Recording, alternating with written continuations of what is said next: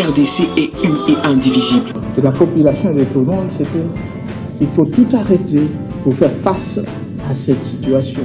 Et que nous ferons de cette terre richement bénie un réel havre de paix, de prospérité et de progrès social.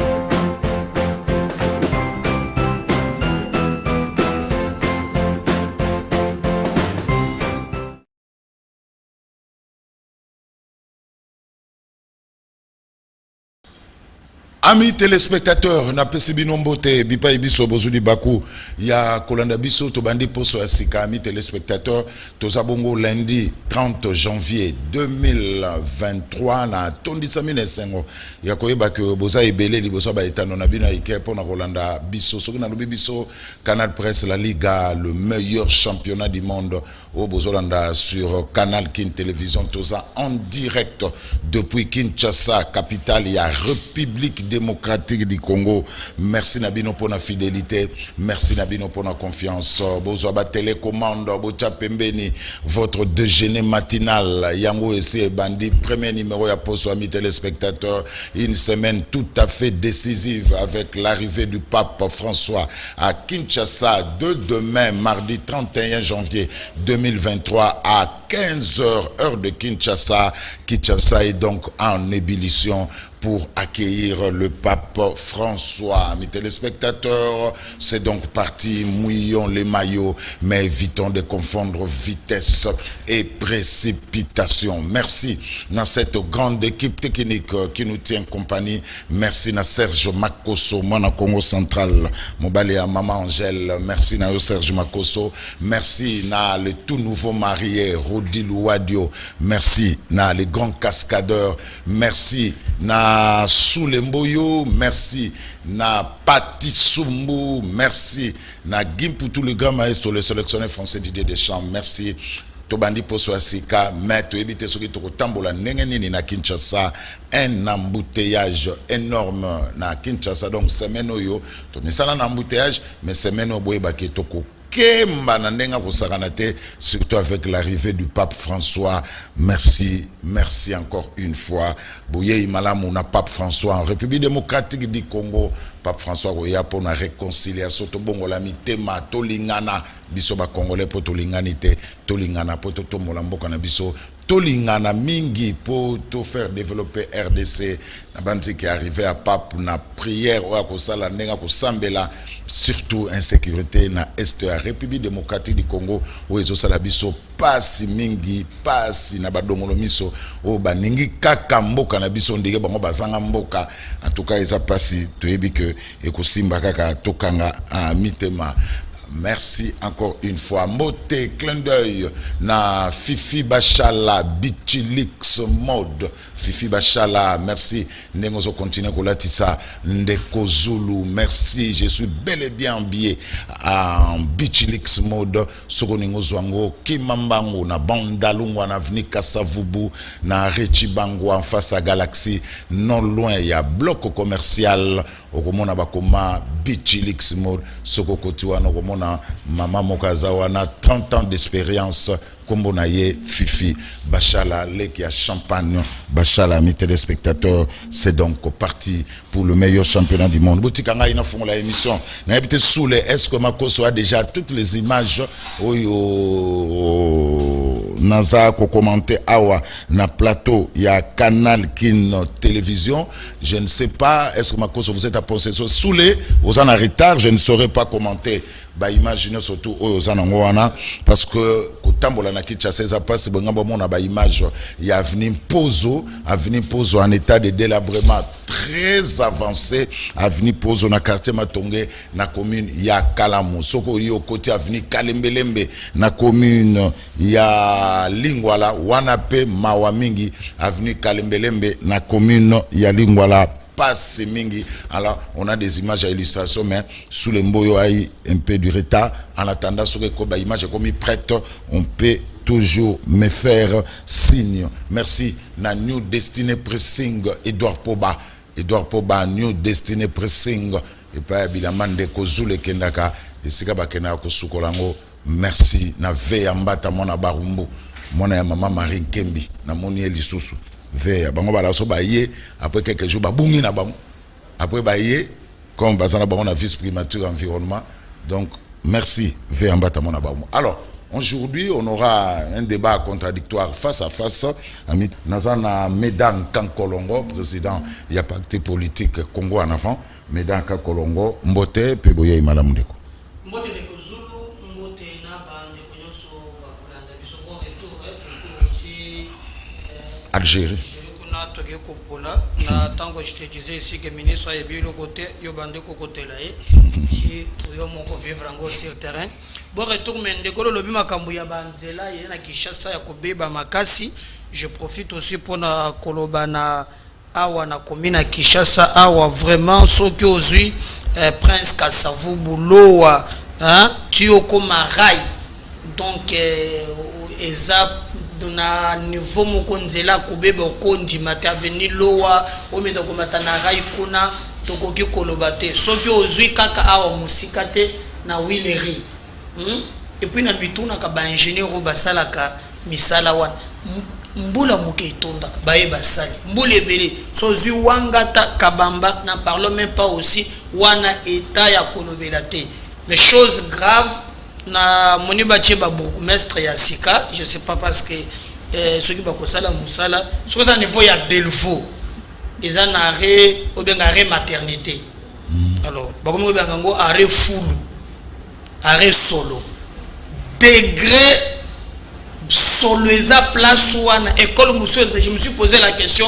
bazo tanga ndenge ni bana muso baza wana omoni on a critiqué ici quand même Kimbuta salaki musala mabe mais j'ai fait un constat de ce que so salipe yango na Kimbuta tozalaki na place moko ya oye atie ba matiti omoni ba ye bazui yango mais depuis que j'entends c'est ko mona que place ba boka ka matiti ezate bazwa ka matiti butu ba ke ko boka ngo na ba ravin ce qui fait que na niveau ya maternité niveau ya Delvaux arrêt maternité bazo boka ka matiti solo moko eza wana impossible donc tozo senga baye bazana makoki nazalaki bisika wana population à leli na niveau ya Delvaux na arrêt maternité solo leki moi mingi soki bakota la paix likambo wana mais comme eza biscuit ya émission na kokipe ko profiter koloba makambo to moni na niveau ya awa na niveau ya Wileri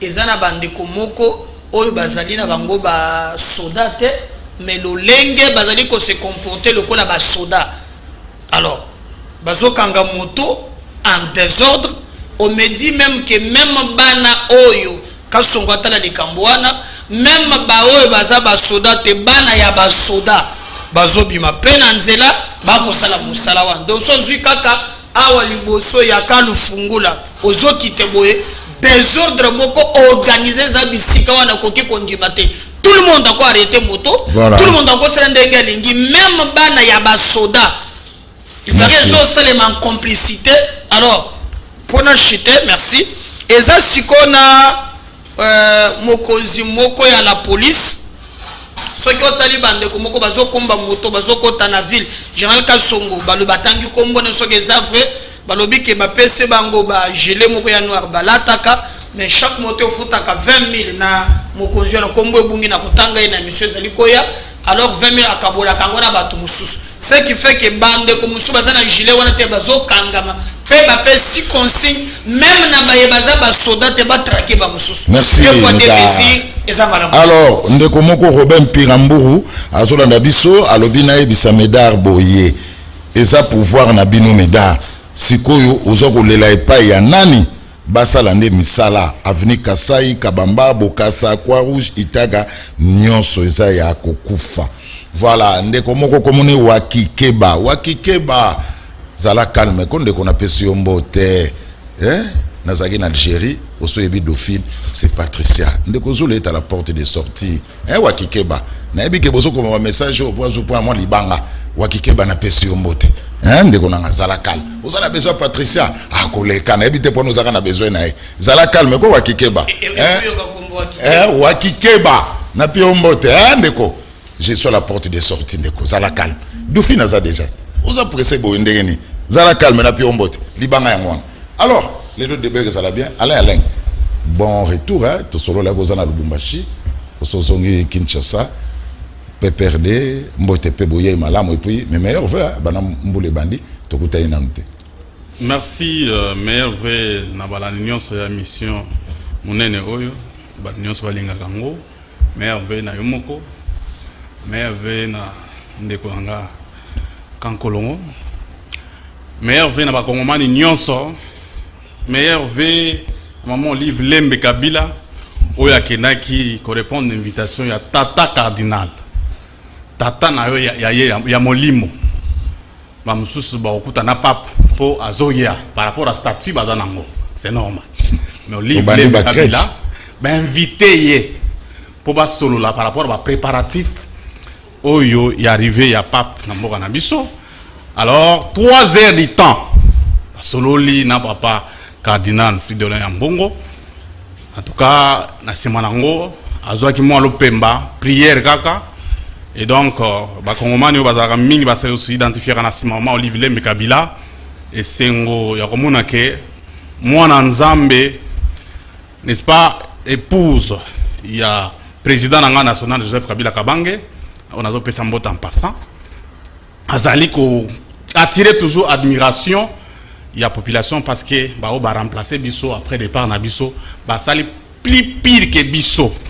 Et puis d'entrée de jeu n'a ko porter démenti formel, n'est-ce pas, n'a ba fausse rumeur les alliés ko circuler dans les réseaux sociaux sur départ na union sacrée yandeko obemina kunjala njoko. On va en parler dans deuxième sujet. Alors, évitez de confondre de vitesse et précipitation. Ça la calme. Toi, on a 3 sujets, on va en parler. Merci beaucoup. Premier sujet, Monseigneur Ambongo, Monseigneur. Voilà, Cardinal Ambongo recadre le professeur André Mbata. Politisation du séjour du pape François en République démocratique du Congo. En tout cas, amis téléspectateurs, le cardinal Ambongo recadre le professeur Mbata. Allez. Bon, d'abord, il faut qu'on y ait que Batulelo yo, tozo benga na loyenge professeur, côté ba défendra ba thèse na bango yebanité, bazala qui favoriser na ba parrain na bango politique. Alors ndenge yesu alobaki ba c'est moi suis chrétien que ba mingi ba komi benga ma na kombo ya ba chrétien mais bizale na bango ba fruit ba ko porter ndé ko pesa ndingisa na binombo ye ba ka o baza ba prophète na ba faux prophète. Il y a des gens qui se nomment professeurs d'université mais devant des questions élémentaires au moni a betili banda. Alors j'ai été moi-même éclairé ya kolanda ndeko na biso o Mbata na kananga o alingi ko politiser arrivé ya papa pape Saint-Père ndenge ba catholique ba benga kaye parce que moi je suis chrétien du message du temps de la fin ya William Branham. Et donc il faut qu'on y ait que ça par rapport à l'agenda et à l'église catholique où ils allaient quand même une église universelle, l'église mère, n'est-ce pas? Et ça là qui que na 2000 je crois 2016 aya awa na Congo pour na ko compatir na ba oyo ba congomani bazaki que baza victime ya massacre na est. Et puis il y a que ça que moi empêchement et salemaki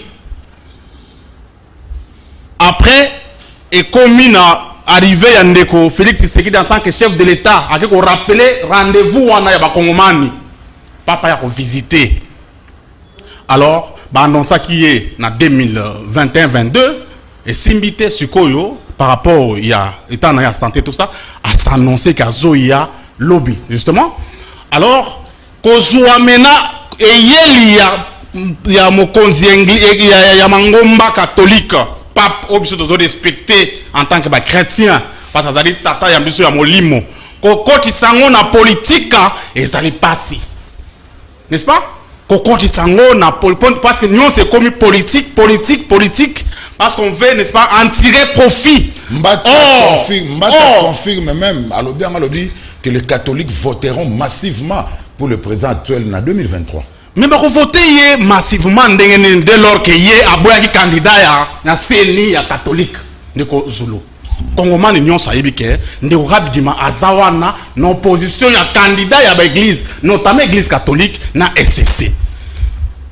Ba laïque nyonso église catholique ba yebi yango que processus électoral en cours ils allaient biaiser, ils allaient accepter que na église catholique ba voter ndeni. Deuxième chose, papa, il faut que tozala clair. Mokonzi ya mboka ya siko ya zoka mboka.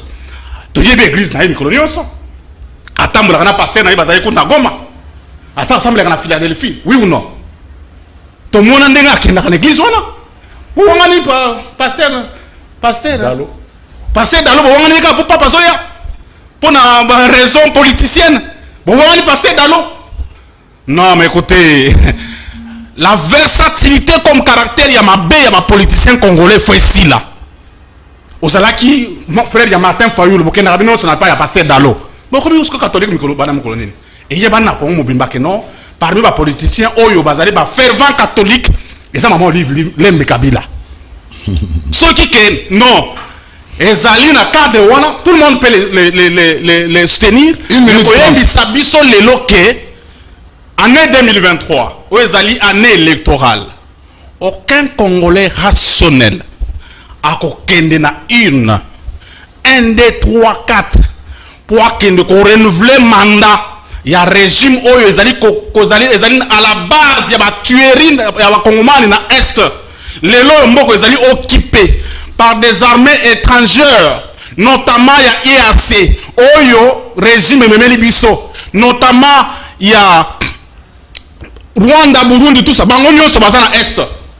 Alors, na yébité par rapport à la population à Est, lobby, bah, qui nous révèle mandat pour continuer que Wama, Mikolonio, sotote, Awana Kinshasa, Maï, Ezate, Courant, Ezate, Moula, Soke Beti, transport, Ezate. Moula, Soke Beti, Batouazo Koufa, Banaka, Savo, Bouti, Lelo, Moutmote, na régime, na yé, bah, Kongomani, na Kinshasa, bah, Koufa, parce que Moula, Beti, plus de 100 personnes. N'est-ce pas? Nani wana okende na 2023 parce qu'il y a un combat catholique à qui nous renouveler mandat. Ici, le combat n'est pas individuel, mais c'est un système que nous devons combattre en 2023 que tokende ko pesa chance na batu ya sika oyo bazali na souci ya ko changer vie sociale ya population. Merci et non ko renouveler mandat pour la continuité ya ko souffrir na route intérieure route ko annoncer ngai. Population ils allaient souffrir. Maï ezate, transport ezate, nzela ezate, courant ezate, 5 minutes. Misala ezate. Alors, continuité, il y a mandat Oyo, ezali aberrant. Merci. Nanigi Toyo Karabien, 5 minutes à chacun pour débattre à la bien. Alors, on est qui biscuit. Il y a bandeli na. Alors, Medaka Kolongo rétorqué 5 minutes. Fridolin Ambonga Lobi, la visite du pape n'a rien à voir avec le pouvoir en place. Le pape ne vient pas pour donner un quelconque coup de main à un quelconque dirigeant. Les politiques cherchent à tirer le bénéfice de cette visite. Cette déclaration de Mbata n'engage que lui-même. Medankan Kolongo, 5 minutes. Alors, on a d'abord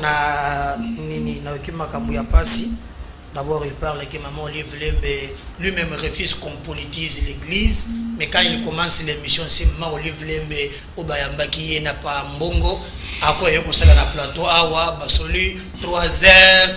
Là, maintenant, ce n'est pas d'église. Là, c'est autre chose. Voilà des informations. S'il te plaît.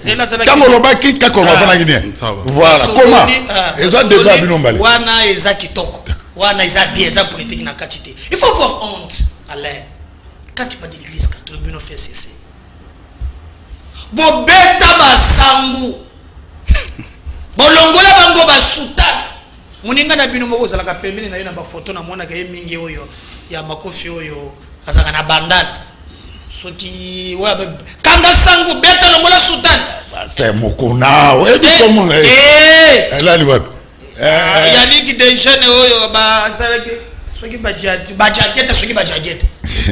Vous avez image joie na Kabila na bino botinda basangu bayana moi na 24 nabis kanga sangu beta longola sultan. Quand vous parlez de l'église catholique, il faut avoir honte. Je te rappelle na Saint Raphaël vous avez fait de l'église catholique, beaucoup de même tina quatre églises. Bino vous en avez la kelima des générations. Vous avez profané les églises. Mais quand tu es à l'aise, na cravate, na mission de l'opé maman Oliver, ben na cardinal. Cardinal relation à banque maman Oliver bandi le l'hôtel. Yo surtout quand lelo. Moi j'ai vu cardinal. Maman Oliver zoe bagenda na ferme na ye mon koko na zo simbise nyoka zo bangi saye nyoka bala attaquer complaint ndenge moko eza ya lelo te. Donc ce homme n'a pas actualité. Je te le concède. Et puis parlons-en maintenant. Il parle de Makamboya, Boya, Papeza, politique de Ndeko Zulu. Je crois que avant de venir, monsieur, il faut quand même tout y d'abord. Pape Azanani. Hein? Parce que Pape Abenga est souverain pontife. Pape Azana Vatican. Vatican, c'est un État dans un État. Pape, en d'autres termes, est président de la République. Alors. Parce que président, au comment on a pays et Zalaka. D'abord, na population qui est discutable pour le Vatican, mais aussi un ambassadeur. C'est ce qui fait que Pape n'a pas un ambassadeur.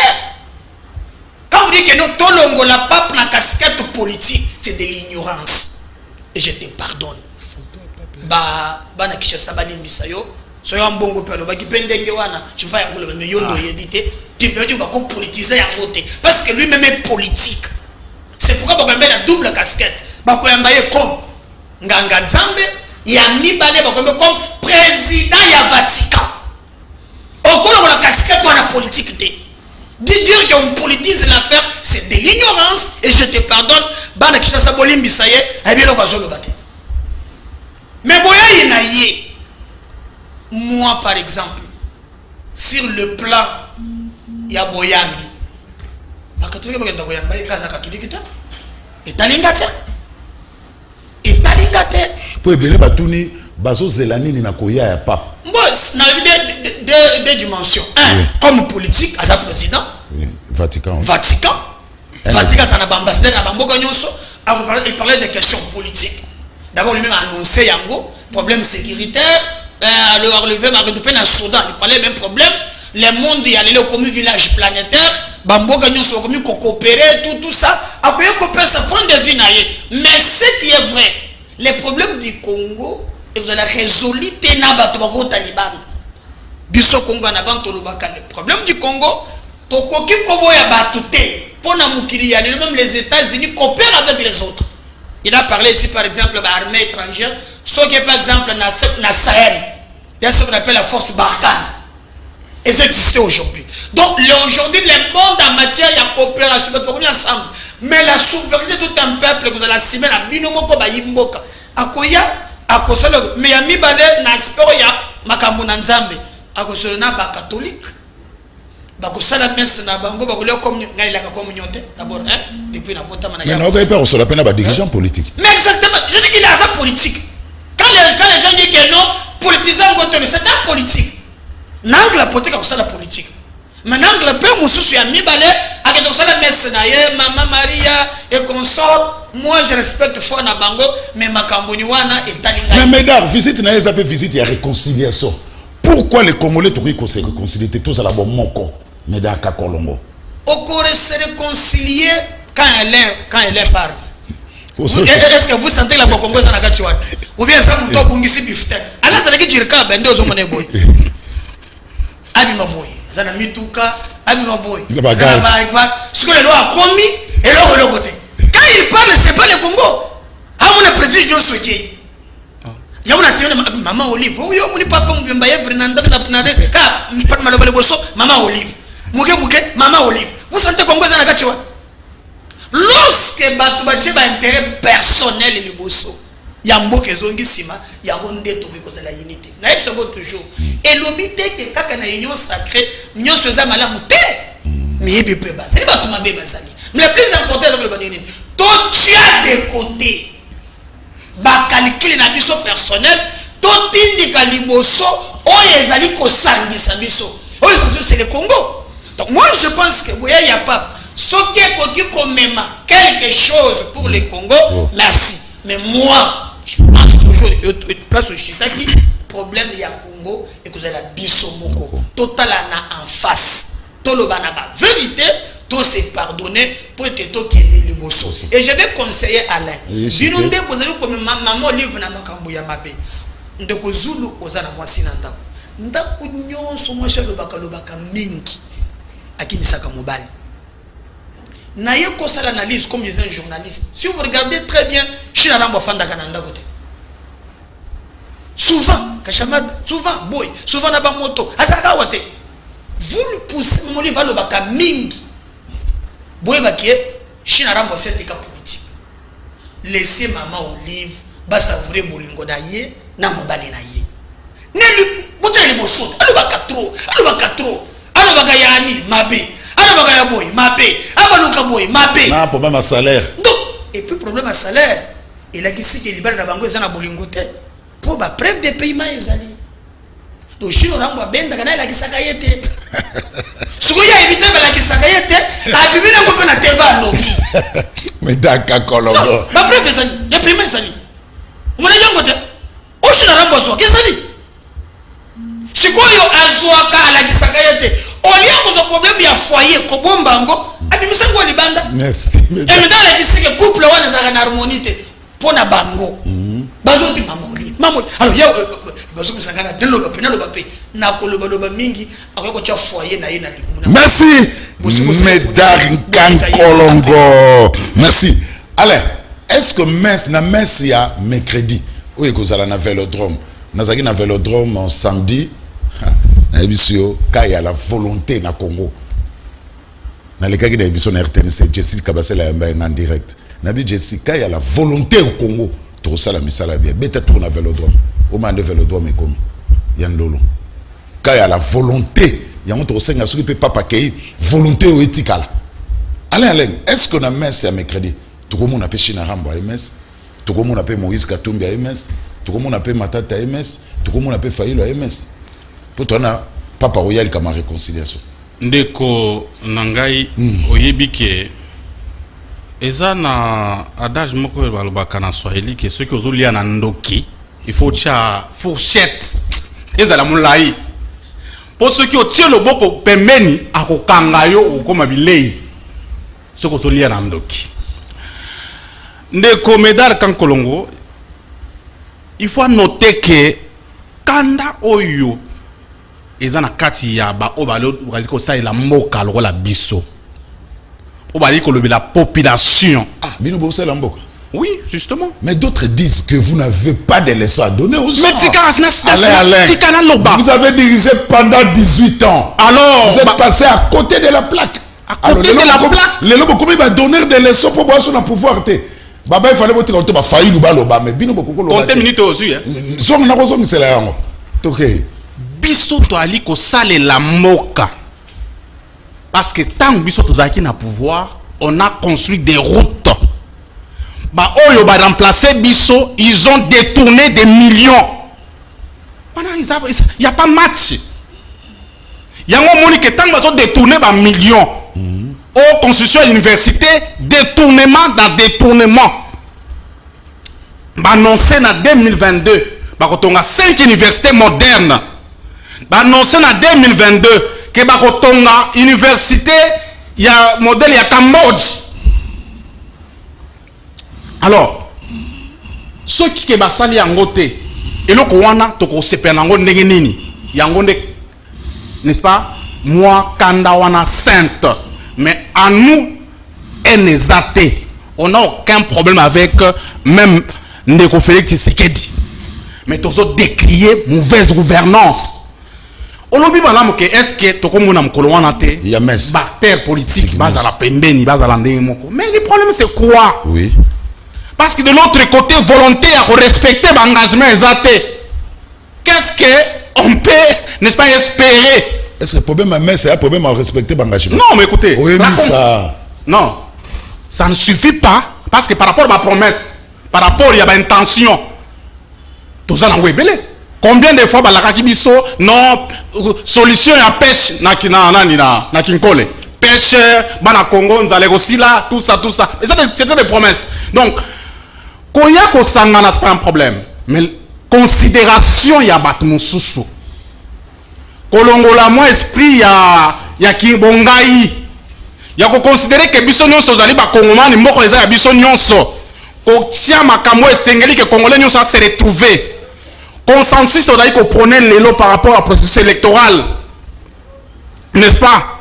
Et senga que ba o bazali ko kamwa za na considération ya opposant, notamment Joseph Kabila Kabange oyo azali patrimoine politique congolais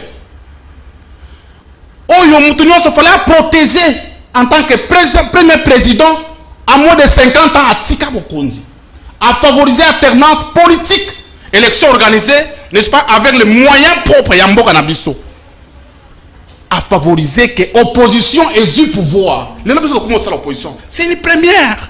Ce sont des acquis qu'on devait protéger. Mais aussi pouvoir te pécher na bateau bazan la notion ya gestion ya mokate. Bateau bazan mona que autour Nabiso, il faut nous mater bateau mususu. C'est ce qui fragilise, n'est-ce pas, qui étudie Yamboka Nabiso. Et donc, mais c'est une occasion. Vaut mieux tard que jamais. Parce que c'est le chef qui donne le go. Quand Joseph Kabila était là, en tant que chef de l'État, c'est lui qui a favorisé les 1+4. En tant que chef de l'État, a partagé le pouvoir Naïna, Jean-Pierre Bema les autres. C'est lui qui a prêché la cohésion nationale après l'élection en 2011. Il y a un dialogue, il y a des coachs, ainsi de suite, dialogue interdiocésain, à considérer l'église catholique. J'ai vu ici mon ami en train de pavaner, à la légèreté, sans sa responsabilité, et c'est normal. D'ailleurs, la prochaine fois, je demanderai ce qu'on a face à face, le politicien, c'est un journaliste. Personne ne les connaît, non, mais écoutez, je suis quand même un cadre d'un grand parti politique qui a beaucoup fait perdre. Le président d'un parti politique. Parti là, comme on a Congo en avant. Congo en avant. C'est ça. Na venu na commune à Kinshasa. Aïe, mais la mission nzembo hymne ya parti na. Oh, bon tout la président. Bon so na secrétaire national le secrétaire général ya parti wana. Donc adresse exacte. Nazo gele na mawa. Malobeza mais na gele na mawa. Nous gele na cadre IDPS. Tous en face à face. Na kolobela na zolo ba makambo azo maîtriser nanga. N'est-ce pas? Et quelqu'un qui a eu comme gérer, à reconnaître qu'il a géré en tant qu'acteur politique. Pas des gens qui raisonnent par procuration. Non, Bati, Kendeboye, tout ça. Ils ont raisonné par procuration. Non, ça fait une année, on raisonne par procuration sous-souté. Acteur politique d'un parti politique, mais je raisonne en tant qu'un homme d'État. Donc, on les a malades à soutenir Yango. On les a qui ont bon côté. Non. Et donc, par rapport, il y a Oyo, Aoutikoloba, Awakeno, Sinarambo, Atiki politique, mais c'est mort de qui? Mais à l'Obakana, il était à Soudola Binon de moi. Ndekonangai journaliste. 630 secondes de un parti politique est organisé, géré par des gens. C'est un bien privé, oui, mais c'est une organisation, n'est-ce pas, humaine. Où ils ont géré na bateau. Et quand ils ont centré dans l'individu de mon côté. Il y a un moment que le président national, il a fait perdre. À Zaliwana, il y a quand même l'exécutif national. Et puis il y a un bureau politique. Et ça est géré par bateau. Il y a la plateforme politique, FCC. Il y a en tant que, n'est-ce pas, autorité morale et puis président national, il y a une entité politique, il parle au travers. Pour nous inviter, parce que tu sais que je suis un camp comme moi, n'est-ce pas, la valeur, Joseph Kabila Pronaka. Et donc, le locataire qui nous dit non, si un rabo a joué les terres politiques, n'a pas recommandé hier, de commédar quand Colombo. Kende Koluka, ota la film wana, oya sina rambo, oye bane, ota ne bandete na souka, je crois que la réponse est là-dedans. Et l'autre, monsieur Salobi que non, salaire y a ndeko, Joseph Kabila Kabange. Écoutez, la loi est, le pays est régi par des lois. Et la loi portant statut des anciens présidents, où ils ont consacré, rémunérer un ancien président, ça protège comme institution. Parce que le salaire, il y a 30%, il y a chef de l'État actuel. Ceux qui ne connaissent pas quand Colombo, ils ont affirmé que le montant est le coût à $680 000. Et ça y a solo Joseph Bilazoir. C'est-à-dire qu'il faut que ça ait 100% chaque mois. Et donc, ce sont des mensonges. Maman Olive Lem, en tant que moi Sinaye, c'est la personne à Joseph Kabila a affirmé que mon wana banda balongwa na présidence, et donc il faut mettre un peu de vin. Mais il y a une chose très importante. Non, Bomba. Non, c'est ça. 6 minutes 45, c'est trop. On va passer une minute. Juste une minute, on va passer. Non, pas sujet. Non, allez, toi, au bien. Mais d'accord, Kolongo. Ndeko Moka Tunio, Kesu, comme on a Fabrice Mouawa. Alors, Bibo, Ndeko Zulu. Tuna Medan Kolongo. Yebisa Medan Kolongo. Abrandi Biso. Abrandi Biso preuve ya fiche ya paiement. Oyo, Bafutara Jikaka. Kakolongo. Je ne te reconnais plus. À ton statut, il y a qu'on défend le peuple banda au côté de l'Isanga ya Babo Mimboka. Bon, moi, il y a YouTube, c'est un tour. Abi brandir, c'est une question. Voilà, et les documents, il y a les ministres, il y a finance, administration, moi quand j'ai... Ce sont des théories, il y a pas preuve. Mais au document... Même attaqué, c'est Kimia. Asaki Kimia, mon gars, la maîtrise. Voilà. Voilà. À lobby, au localaye politicien, localaye musicien. Ngana kumona pe mobali, tu veux sa cravate, maman Olive. Tu peux la moitié nanda. C'est honteux.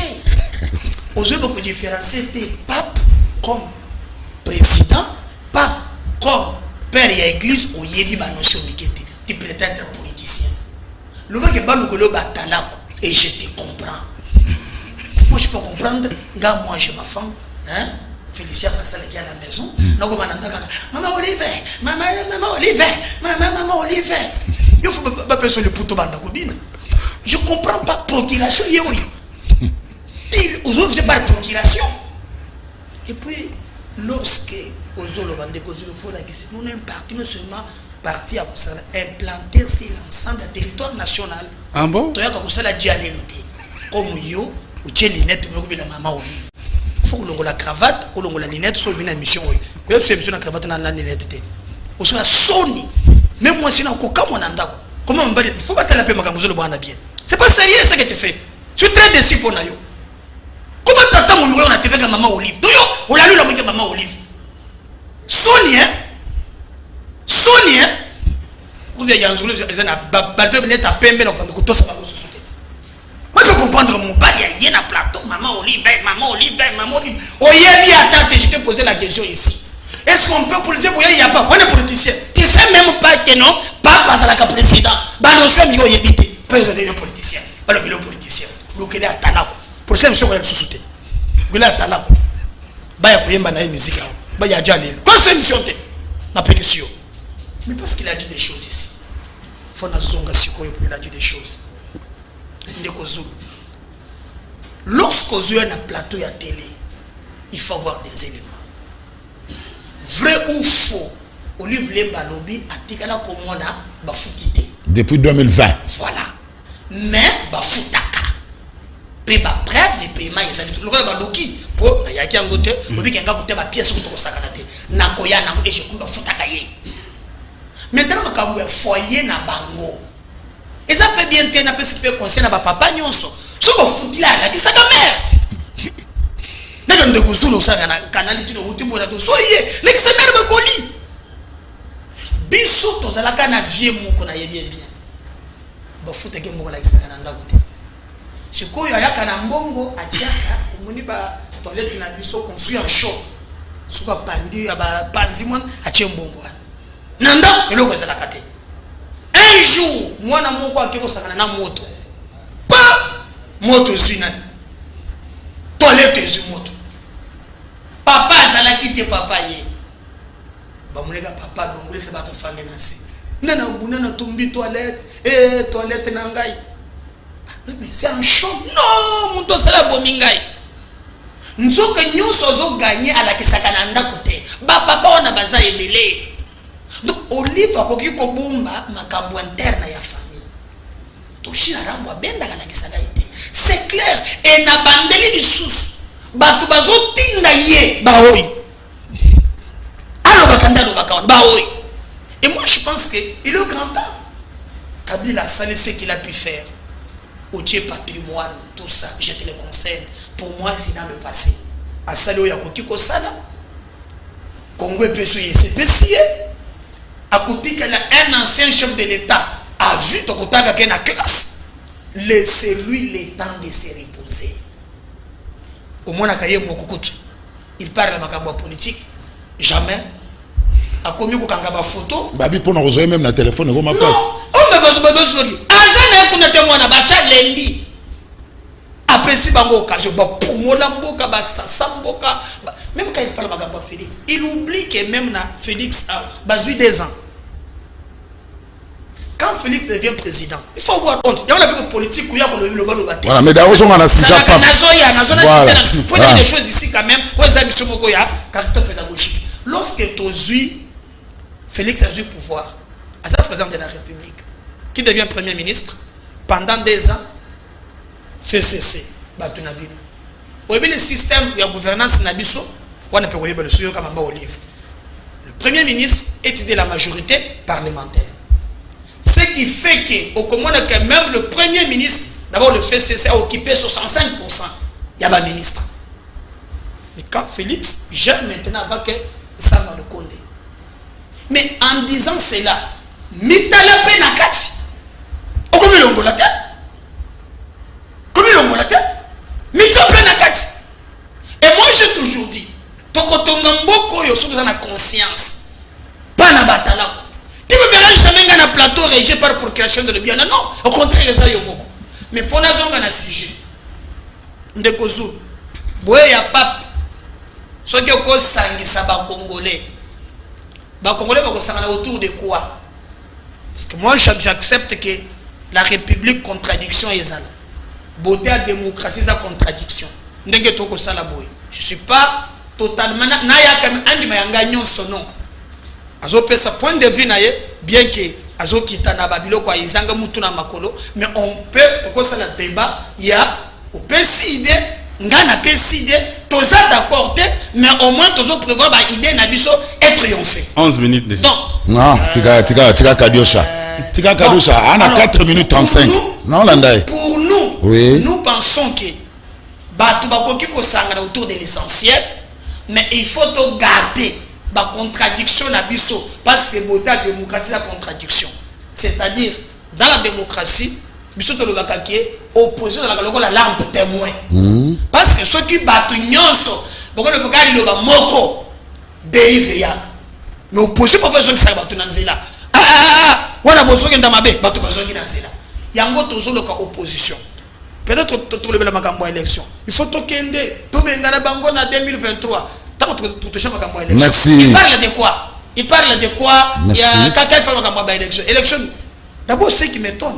Bana nyoso ya o baba moi mtena FCC. Na moni ba konzi na bango moko yozwa carte d'électeur. Merci, on y reviendra. On y reviendra. Alors, merci. Ndeko Malobi, Ndeko Zulu, le pape président du Vatican, il a les rangs d'un chef d'État par son prestige et par son influence dans le monde. Voilà. C'est ce que Médard Kakolongo a dit.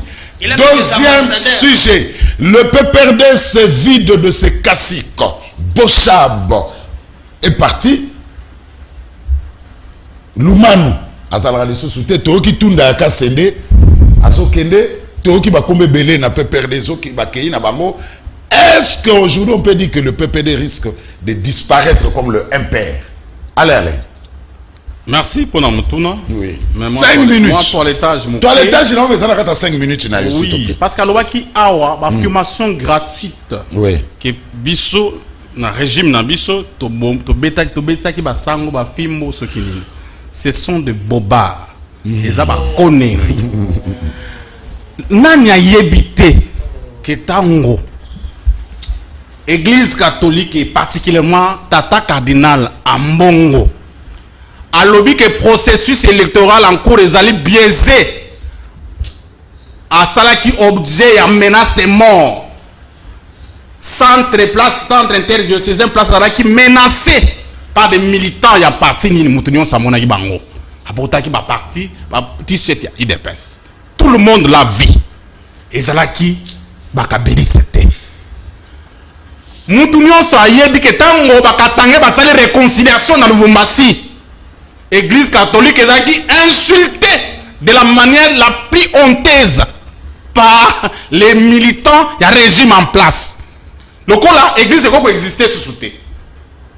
Réconciliation katangaise. Ça a énervé tous les membres du gouvernement. N'a pas soutenir le régime. hors réconciliation des autres recommandés les lots tata passe azoya est-ce que tant bakoya wana Joseph Kabila Kabang Moïse Katumbi Chapo Martin Fayulu Madidi parce que chaque jour Martin Fayulu na kingakati Joseph Kabila quoi bien privé à bataille de pèse balinga te Martin Fayulu no mona ataka moi muselekino bamona ke na kingakati oh so que Joseph Kabila a perçu Martin Fayulu mbote tout ça Katumbi et que ça la société awa d'insulte ndenge zalaka yango monique dans son caractère légendaire il y a silence parce qu'il nous a toujours dit que devant un voisin agressif violent il faut opter pour le silence et que tout vous glisse sous les corps.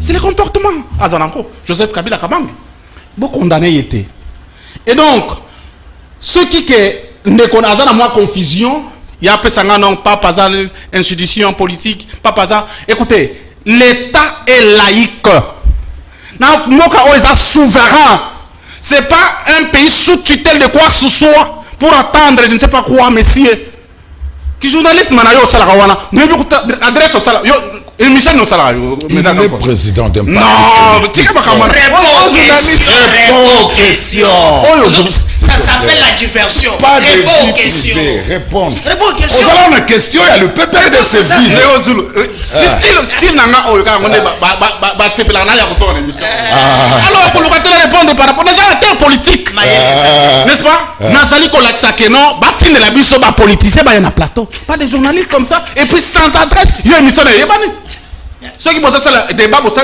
c'est normal pas avec un acteur politique donc État congolais ezali un État laïque et il y a le saboyeke makambo ya politique eza pas pour politique makambo église ko ko sango na kati ya politique même je salobi yango boy je suis un chrétien un fervent chrétien alors que laissez ce qui est à César on parle des papes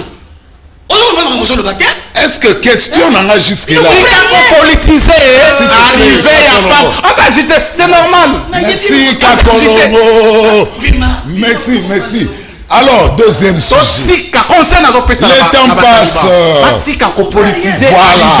voilà là tu as compris azoya lokola père il y a église pour annoncer bon évangile. Il y a une mission première, église. Merci. Annoncer la bonne nouvelle, n'est-ce pas, au peuple. Il ne vient pas ici pour payer sa mandat et pas un si c'est qui. Non. Merci. Ça c'est le PPRD c'est vide. Le PPRD c'est vide de ses ténors. Alors, peut-on craindre la disparition du PPRD comme ce fut le cas avec le mouvement populaire de la révolution?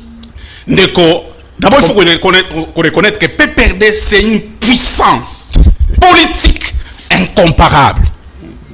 Pourquoi? Parce qu'il y a d'autres personnes qui disent que non, le lot PPRD, est-ce qu'il y a un enrôlement, tout ça, le IDPS. Non, IDPS était seul. Mon ordre est qui respectait. Mais PPRD, population nyonso, ezali na sima ya Joseph Kabila Kabange. Chaque déplacement na yeto zo mona nguma ndengo salema. N'est-ce pas? Na kasumbalé ça. Embouteillage, c'est ça qui j'étais là. À Keka Makolo. Bavandissier Zonga 2023. Aucune loi de la République ne t'empêche à postuler 2023 au Zonga. Donc, le lot par rapport, il y a un départ n'a pas perdu. Je crois que c'est même pas une question de le Awa.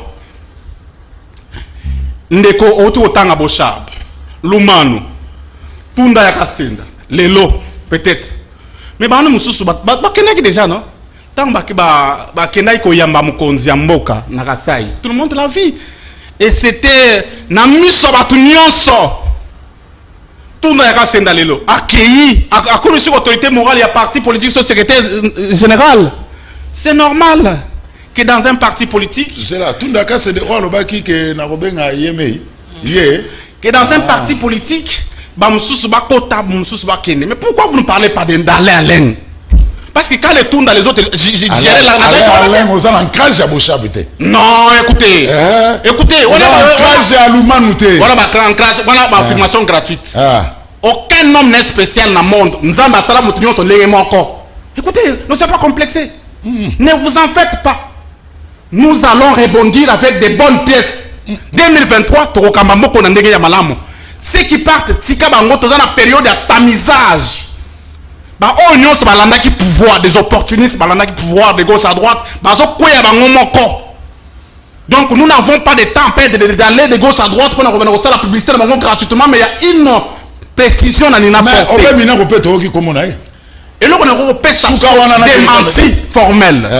Parce que Toyoki Bangonyo Sowana Bazo Kene, ce sont eux qui s'annoncent, Bazo poser l'action publique. Mais il y a des gens, des petits esprits, n'est-ce pas? N'est-ce pas par la perte de l'homme? Obel Minako, Bazo fomenté Bambilor Moronom, il a quoi qu'il y a une sacrée, des choses comme ça. Il a eu des collaborateurs, publiquement et Ebana. Mais lui, il reste, n'est-ce pas, fidèle à sa conviction politique par la, n'est-ce pas, la formation Bango en tant qu'enfant d'un politicien. Parce que Obel Minako est né dans une famille, t'attends avec des députés. N'est-ce pas? Et donc, il est nationaliste, kabiliste par conviction. Babylone, il y a Mike, on a ça les concerne pas et surtout que tous sont issus d'un même espace linguistique. Ce qui nous étonne. Peut-être ça peut se justifier. Mais écoutez, les autres n'ont aucune raison. Les lots déjà, bateau, ils allaient déjà, ils ont quoi. Donc le PPRD est là, le PPRD existe et existera toujours. Les PPRD et Zalaki, les PPRD et Zali, les PPRD et Kozala. Après 2023, Toko participer à l'élection. Il y a malamu, ben conditions nous temps nous allons respecter et puis nous allons diriger en 2024. Merci. PPRD. Le PPRD a une puissance politique incomparable. À chaque déplacement RAIS, il y a toujours un engouement. Nous allons rebondir bientôt d'Ixit Alain Aleng. Mais dans Kankokolo. Oui, il a parlé du journalisme, mais si avantage Langanayo, que tout passe par la communication. Il y a ce qu'on appelle une communication par gestuelle. Nous sommes allés comme Moutazolo, on est c'est un aventurier. Tout le cas sourit. Il faut regarder bien. On peut communiquer dans Moutazolobité, même dans gestuelle. Quand il parle, il y a beaucoup de choses. Il va être un andam. Il y a beaucoup de choses. Donc, avant ça, comédie n'a je suis à l'aise. Moi, je ne peux pas revenir là. Makambo yo yé alobi. Le PPRD. Je vais donner encore parce qu'il faut être historien du présent. Il y a des partis politiques où il est créé na kati ya pouvoir. Mais il y a des partis politiques où ça a été créé pour conquérir le pouvoir. Différence Yangoan. Un truc qui a été créé au pouvoir pour piller, ruiner la République. Kabila, d'abord, bien qu'il parle na Yango, il le crée déjà président. Pour bandaki Afdel, tango baye, banongwa Fidel bakomi CPP, CPP ba volueti baye kokoma na PPRD. Ça a été créé Kabila za président autour d'argent, autour des postes et autour d'ambiance. Je te rappelle, Mokolo Mususu, nani na grand le boulou. J'adore que nous sommes bambongo na baril. Bana PPRD na bakisa, le bakisa chez Sandra Bambio Eredi. Chala na bakisa, c'est un parti créé pour ça. Autour de ma finga, so ba fingi mama finga pe mama. C'est un truc. Et zanga mutuna makolo. Omoni.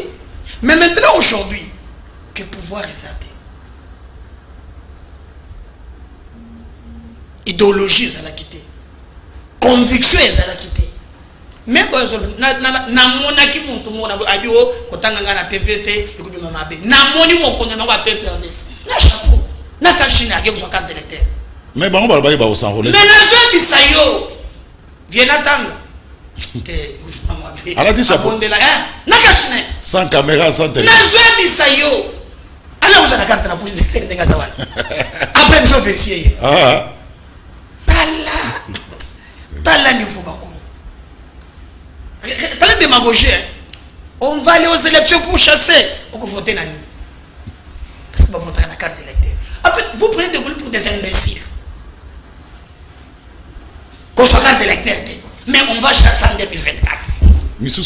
On va rebondir. Missous Babi Baké, ceux qui ont même aux États-Unis, bien en France, à des années carte pour nous. Donc, c'est regrettable. Moi, je Babi Bako rebondir. Dans le prochain. Mais là, ce qu'on appelle l'irrationalisme sur ce plateau. On a dit qu'il n'est pas bon pour la politique. Oh. Pour autre chose, ça va. Lui va chasser ces régimes dans l'élection en 2023. Mais il ne s'enrôle pas. Est-ce que mon faut l'amener dans la TV? A-t-il les lunettes dans la cravate? Est-ce qu'il faut que... Il va... Dans un exemple, pour une émission ceci. Donc il va aller naïr sans carte d'électeur. Ça passe. Opposition, et puis je vais vous dire, quand il y a pas de journalisme, je suis fier, métier noble. Communication, les commentaires, ils sont libre. Mais fait, ils sont sacré. Tu as parlé de l'église catholique. Est-ce qu'il y a des images? Vous avez profané les églises, oui ou non? De quoi tu parles? Attends, mon tour là, soit comme non? Beaucoup de gens qui Raphaël, qui n'a qu'à te massage, qui la gaz la chimogène. Moi, j'ai vécu ça dans la commune de Kinshasa, dans Saint-Pierre. Beaucoup de gens qui ont Sambou, double, nyata. Il y a des images. Lorsqu'il y a un plateau sérieux, vérifiez d'abord les archives. Avant qu'on le va, moi, je demande aux Congolais, processus électoral, ils ont poussé. Donc, il massivement. C'est le seul moyen qui nous permet de décider Nassor Nabiso. Quand il parle de Minako et les autres, Minako politiquement a représenté. Par exemple, tous aussi, il y a émission il y a élection ce qu'on appelle le meilleur élu de la République. Lui parle des tribus et des ethnies. Réconciliation katangaise, les Kassaïens, Somoni et Lengue, Aza tribaliste et Aza danger. Il n'y a pas d'idée. C'est les tribus qui sont dans sa tête. Maintenant, tant que le meilleur élu, il y a Maman Olive, Kangali Soussou. Tous les Lambert Mende. On a grand Kassai. Na Congo Mobimba, élection 2018. Ba meilleur élu, Lambert Mende. Vital aussi. Vital Kamere, Matata Mponyo. Pognon. Évariste Bochab, le meilleur élu. Hein? Ah. Le meilleur élu. On cite aussi Caroline Bemba. En tout cas, il faut vérifier Mawan. Mais ce qui est allé maintenant, c'est ce qui a fait que, au moment que Muntumoko, Yemoko a payé Simanaye, 2 sièges. Dis-moi maintenant, Minako, d'ailleurs j'aurais appris, Kazanaki a postulé à Tate. Mabima député Ndé. Ah, Yolanda qui nani Tolanda qui nani Théophile Mbemba. Alobaki makamde bazwaki Théophile azana bomu. Tuna yenda ko biso ndenge bazwaki. Ngati. Azaka suye pesa biso ka bimi na yebite. Mais il va montrer comment bazwaki. Alors, baoyo bazali kosala ancrage bazana bangote. Et puis koki ma élection to bokende te ba yeni. Moko apesenga bi papa. Pour ça qui réunion. To mitane biso na biso. Biso tokei to bala 3 députés. Oye toka soni, totinga makaka, tokendete, suka so dialogue zate, to fanda libanda qui tokenda koyoka soni. Merci, mesdames. Et voilà la stratégie Yamoa. Maintenant nous pensons pour nous, le plus important que le Congolais va décider sur sort na bango, tokenda ko sarale massivement pour de décider na sort na biso en 2023 ou que c'est vous me permettez. Merci mesdames Kakolong. Alors dernière question, comment beaucoup chasser pouvoir Oyo par les urnes bien sûr en 2023 sans carte d'électeur? Merci Ndeko. Rapidement, je crois que à peine on a communiqué, il y a département d'État, il y a États-Unis je crois, si je m'abuse, où il est recommandé par élection et ça les monte, n'est-ce pas? Et respecter les critères, il y a démocratie, notamment transparence, kimia, consensus. Autour, il y a processus. Maintenant, pour le Congo, le lobby, il faut que les conditions soient à la réunie. C'est-à-dire que même par le monde, ba remarquer que la condition actuelle du processus électoral ezali malamouté. Ezali processus moko, ezali prise en otage par un camp. Ezali ko violer mibeko ya mboka. Les opposants sont empêchés de parler. Ils sont arrêtés dans la prison. N'est-ce pas? Tokokende lolenge kan na ba élection na ba condition wana. Oyo Séni ezali dirigé que par les membres d'un parti politique. Ba débauché, ba tout, ba zotia ba étiquette, il a peu perdu tout ça. Aussi longtemps qu'ils ont été officiellement radiés. Le cas de Manara. Or la loi, il y a pourtant fonctionnement et organisation à Séni actuelle et Zolobake. Batu oba ozala désigner na bureau wana, il faut pas la désigner na signature ya ba oyo bazali ko représenter ba organe politique na civil. Donc pour l'église, il faut l'église catholique na SCC ba porter signature lokola bango bazala présidium. Pour na SCC, il faut signature ya Joseph Kabila oyo azotina batu na Séni. Pour la compte, il y a Martin Fayulu, il faut signature, il y a Yé en tant que président, ceux qui coordonnateur, il y a Lamouka. Parce que débauché, bateau. Les raccourcis là, ça présage un chaos politique après l'élection. Élection, mais on favorise chaos. C'est un processus électoral, et ça est plus dangereux que le M23. Nous avons un acteur de la société civile azoliko pour l'électer, n'est-ce pas, opinion. Je crois qu'il est important que les chefs de l'État sortant aient conscience en tant que garant de bonne fonction des institutions pour qu'on arrête ça. N'est-ce pas? Congo, ils ont appartenu à Moutmoroté. Ils ont appartenu à Congomani Nyonso. Il faut que l'élection soit organisée dans et Longobani pour que nous puissions y participer. Mais ce qui est vrai est que après 2023, ce régime ne va plus exister. Illégalité, ils seront d'office chassés par la population congolaise. Voilà, veille Bisso en tant qu'acteur politique, en tant qu'organe politique peut perdre, tous allez proposer boycott, tous allez proposer pour participer à l'élection, n'est-ce pas? Ma capacité intellectuelle est dénichée par les faits, par son analyse. Je crois que mon ami est limité. Il ne sait pas percer les noms dits. Il y a un message politique de Zomema. Mais Alain, s'enrôler. Comment est-ce que vous comment est-ce que vous chassez le pouvoir au perdre organiser l'élection. Soyons pragmatiques. En tant que gouvernement, na CENI, na CI, 2006, 2011, 2016. Mon monde des alliés évolué. Carte d'électeur sont aux yeux en photo et en couleur, bazomon avec Oyo, médaille quand Colongo. Oyo et ceux qui ont vu photo et Bimikuna. Alain, tout le monde a sa carte d'électeur. Photo ya. Alain, attends, je te relance. Attends, tout le monde a sa carte d'électeur. Vous avez que vous perdez le temps pour rien. Non, le pour l'organisation des élections est déjà en marche. Et puis, les camarades Bolobi na FCC PPRD que vous nous soit carte. En tout cas, il y a des baso boya na bango, ba kasi mususa ya FCC baso boya, babi beaucoup musakana na bango, bomo na bango bana mike, bango ba fa na 5 ans de mwana pour batala Kabino, Kabila so pe sa position te, Kabila so kolobelo ko mokote, bango ba ke so ba carte d'électeur te. Alors, comment vous chasser pouvoir en place par les urnes aussi longtemps que PPRD vous en a ba carte d'électeur? Non. Bisso n'a pas perdu na FCC, tous allez na pensée unique te. Preuve à démocratie, c'est pas notre problème. Nous avons décidé ensemble que tout participer à l'élection où il sera crédible. Après l'élection en 2023, le 24, d'autres président où il réellement élu. Même Fayulu, mais Fayulu a une carte d'électeur. Moïse s'est enrôlé. Attention, allez, vous êtes distrait. Joseph Kabila Zali Fayulu. Dans ces pays, Joseph Kabila, c'est un nom privé qui appartient à un individu. Les seuls présidents élus sortants, sénateur à vie. Il n'y en a pas deux. C'est pas Katumbi, c'est pas Fayulu, c'est pas qui que ce soit.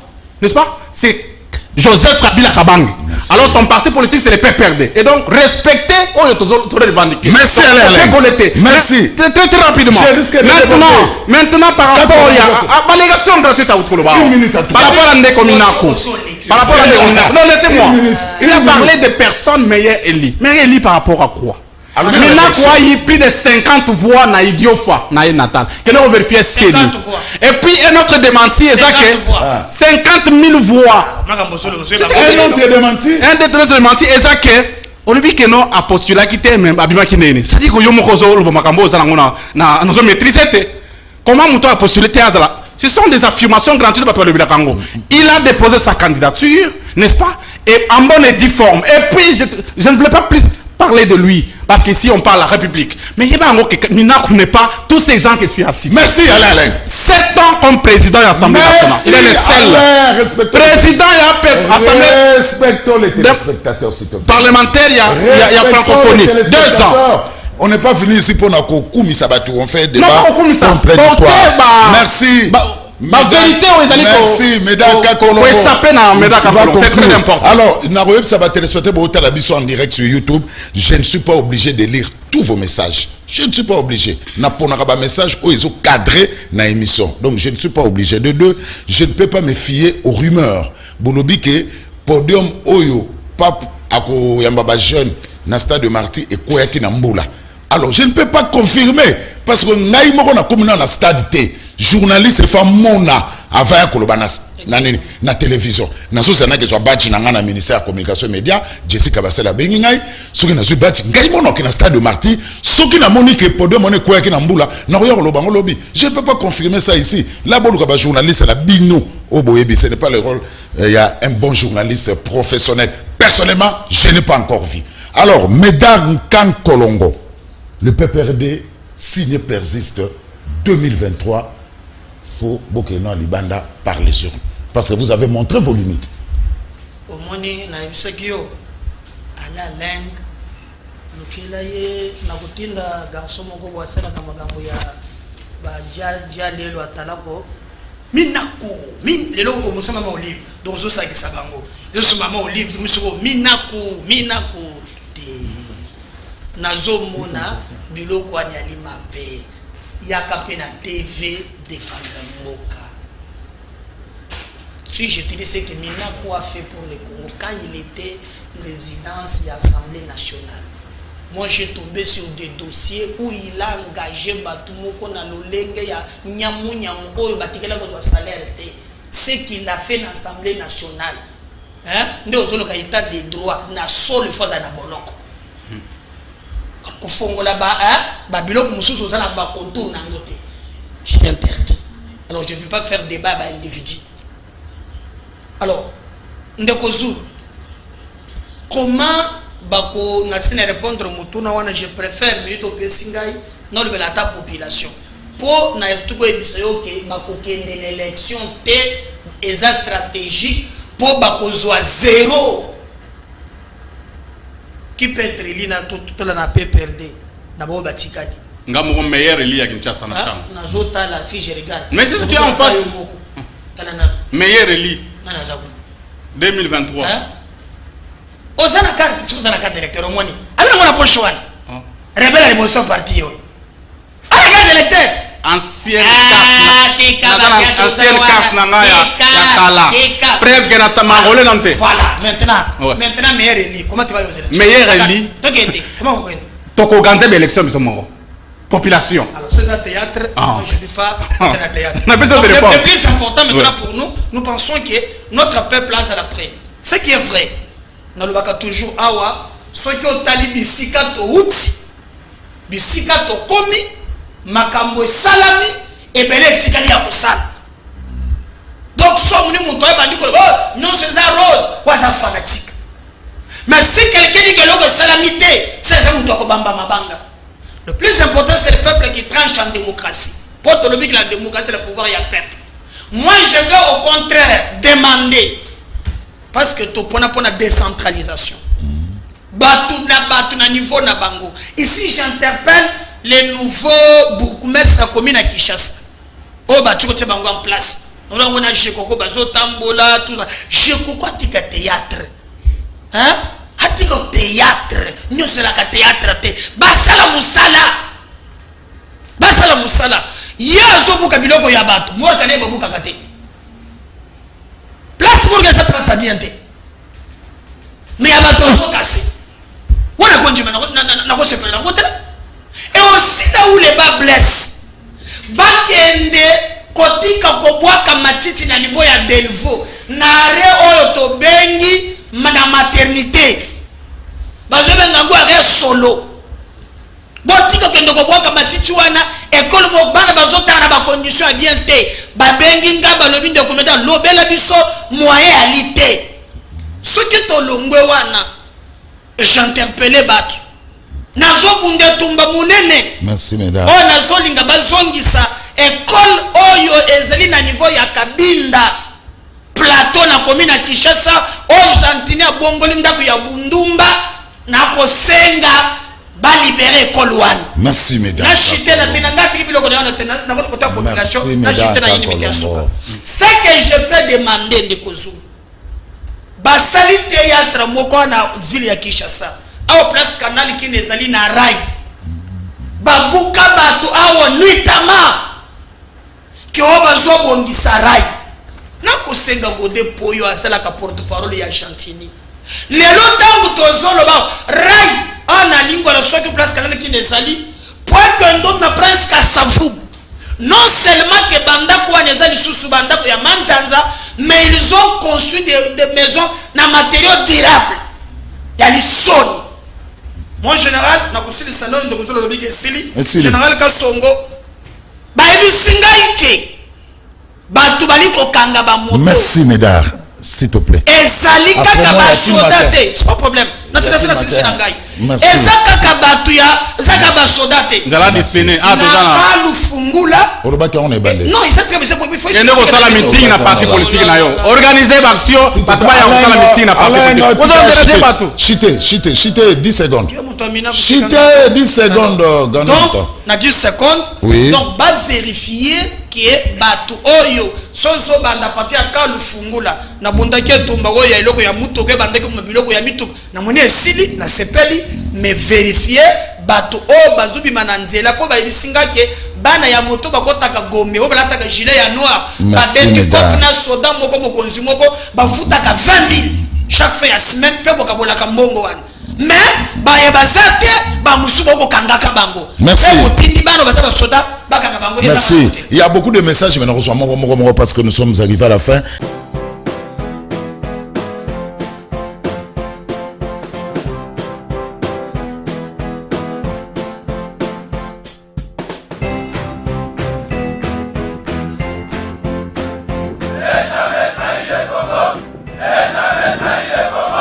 La RDC est une et indivisible. De la population de Toulon, c'est qu'il faut tout arrêter pour faire face à cette situation.